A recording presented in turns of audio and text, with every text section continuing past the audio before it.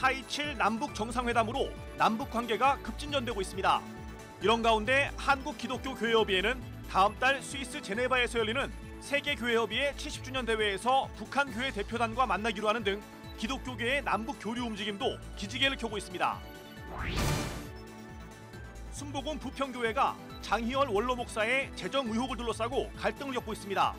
일부 장로들은 장 목사를 횡령 및 배임 혐의로 인천지방검찰청에 고발했습니다. 그리스도의 사랑을 실천하는 이웃들을 만나보는 코너 선한 이웃에서는 삶의 터전에서 쫓겨나는 철거민들을 지원해온 옥바라지 선교센터를 소개합니다.